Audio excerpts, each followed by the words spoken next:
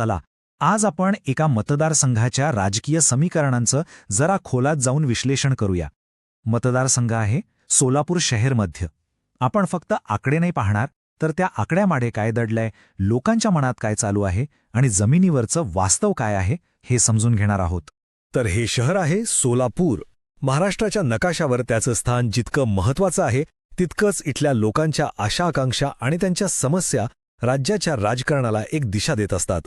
आणि म्हणूनच आपलं लक्ष आज या शहरावर केंद्रित आहे. पण मग प्रश्न हा उठतो की जो मतदारसंघ एका पक्षाचा बालेकिल्ला मानला जातो, तो एका निवडणुकीत पत्त्यांच्या बंगल्यासारखा कसा काय कोसळतो? 2024च्या निकालांनी हेच कुडं आपल्यासमोर ठेवलंय आणि या प्रवासात आपण तेच सोडवणार आहोत. तर मग हे कोडं सोडवण्यासाठी आपण एक ठराविक मार्गाने जाणार आहोत.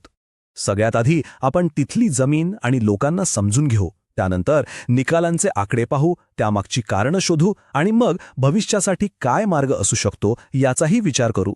कुठल्याही राजकीय विश्लेषणाची सुरुवात ही तिथल्या जमिनीपासून, तिथल्या मातीपासूनच व्हायला हवी. चला तर मग सोलापूरची खरी ओळख काय आहे, तिथली अर्थव्यवस्था कशी आहे आणि तिथले लोक रोजच्या आयुष्यात कोणत्या संघर्षांना सामोरे जातात हे पाहूया. सोलापूर म्हणजे एकेकाळचा टेक्स्टाईल हब, पण आज चित्र बदलले. इथला वस्त्रोद्योग संकटात आहे. अनेक कारखाने बंद पडलेत. हाताला काम नाही म्हणून तरुण वर्ग शहराबाहेर रोजगारासाठी जातोय आणि अर्थव्यवस्थेची हीच नाडी मतदारांच्या निर्णयावर थेट परिणाम करते. आणि जेव्हा आपण लोकांचं ऐकतो तेव्हा चार मुख्य तक्रारी समोर येतात. पिण्याच्या पाण्याची भीषण टंचाई, रस्त्यांची दुर्दशा, तरुणांच्या हाताला काम नसणं आणि महापालिकेकडून मिळणाऱ्या निकृष्ट सेवा. याच समस्यांनी राजकीय बदलासाठीची जमीन तयार केली. कारण पाणी, रस्ते यांसारख्या मूलभूत गरजा पूर्ण होणं हा खरं तर प्रत्येक नागरिकाच्या सन्मानाचा, त्याच्या डिग्निटीचा विषय असतो. हा आकडा बघा, +84%. हा फक्त एक आकडा नाहीये. ही सोलापूरकरांच्या रोजच्या त्रासाची आणि संघर्षाची एक दाहक कहाणी आहे. तर हा 84%चा आकडा आहे तरी कशाचा?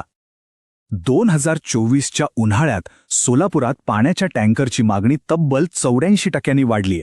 याचा सरळ अर्थ आहे, नळाला पाणी येत नाहीये, लोकांना टँकरवर अवलंबून राहावं लागतंय. आणि ही फक्त एक गैरसोय नाहीये, हे प्रशासनाच्या अपयशाचे एक जिवंत प्रतीक आहे. बरं, लोकांच्या मनातल्या या सगळ्या भावना, ही सगळी नाराजी मतपेटीतून कशी बाहेर पडली? चला आता थेट निकालांकडे वळूया. त्या निकालांकडे ज्यांनी अनेकांना धक्का दिला. हा आकडा आहे भाजपच्या विजयाचा. त्यांना मिळालेल्या मतांची टक्केवारी 54.8%. एक मोठा निर्णायक विजय. आणि दुसऱ्या बाजूला हा आकडा आहे विद्यमान काँग्रेसचा. एकेकाळच्या बालेकिल्ल्यात मतांची टक्केवारी घसरून आलीये फक्त 8.1%वर. या दोन आकड्यांमधला फरकच राजकीय भूकंपाची तीव्रता दाखवून जातो. आता हे बघा संपूर्ण चित्र. भाजपचे उमेदवार देवेंद्र कोठे, त्यांना मतं मिळाली 1,10,278. AIMIMचे फारुख शाब्दी 61,428 मतांसोबत दुसऱ्या क्रमांकावर राहिले. आणि काँग्रेसचे चेतन नरोटे, त्यांना समाधान मानावं लागलं फक्त 16,385 मतांवर. म्हणजे विजयाचा फरक किती? तब्बल 48,850 मतांचा. काँग्रेसची मतं 2019मधल्या 30.6%वरून थेट 8.1%वर. विचार करा, केवढा मोठा बदल आहे हा. पण मग हा राजकीय भूकंप घडला कसा? ही मतं गेली कुठे? मतदारांनी इतका मोठा बदल का घडवून आणला? चला ह्या मतांचा मागोवा घेऊया. ही स्लाइड फार महत्वाची आहे. इथे बघा, हा निळा बार म्हणजे काँग्रेसला 2019मध्ये मिळालेली मतं 30.6%. आणि आता 2024चा हा छोटा बार बघा, फक्त 8.1%. मग उरलेली मतं गेली कुठे? तर ती या तिसऱ्या बारमध्ये गेली, MIMकडे, जवळपास 30%. चित्र अगदी स्पष्ट आहे. म्हणजेच या विश्लेषणातून एक गोष्ट अगदी सूर्यप्रकाशासारखी स्वच्छ होते. काँग्रेसचा जो पारंपरिक मतदार होता तो विभागला गेला. भाजप आणि MIM या दोन पक्षांमध्ये ही धर्मनिरपेक्ष मतं विभागली गेली आणि या मतविभाजनाचा थेट फायदा भाजपला झाला. पण हा बदल अचानक झाला का, की याची काही पार्श्वभूमी होती? 2024चा निकाल हा एक अपघात होता की एका मोठ्या प्रवाहाचा शेवटचा टप्पा? हे समजून घ्यायचं असेल तर आपल्याला थोडं मागे जावं लागेल. हा बघा, गेल्या 15 वर्षांचा प्रवास. 2014मध्ये काँग्रेस 49.7%सोबत सर्वोच्च स्थानी होती, पण त्यानंतर घसरणीला सुरुवात झाली. 2019मध्ये 30.6%वर आणि 2024मध्ये थेट 8.1%वर पतन. म्हणजेच 2024चा निकाल हा एका रात्रीत झालेला बदल नाहीये, तर गेल्या दशकभरापासून जी घसरण सुरू होती त्याचा हा परिणाम आहे. ठीक आहे, भूतकाळाचं विश्लेषण झालं, पण आता पुढे काय?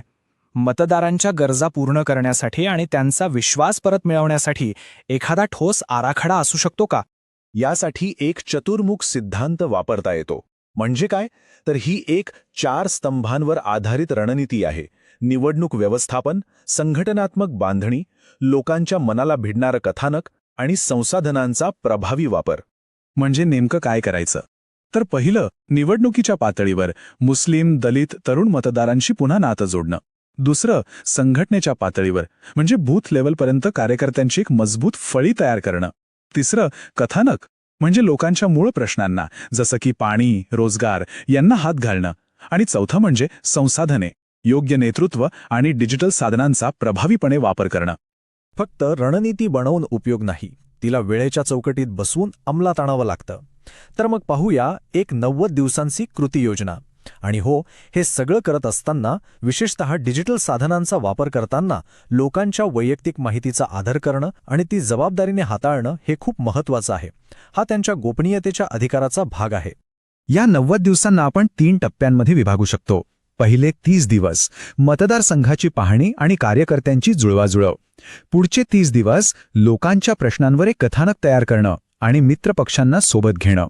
आणि शेवटचे 30 दिवस घरोघरी जाऊन संपर्क वाढवणं आणि मतदानाच्या दिवशी लोकांना बाहेर काढण्याची पूर्ण तयारी करणं. ही एक शिस्तबद्ध आणि टप्प्याटप्प्याने पुढे जाणारी योजना आहे.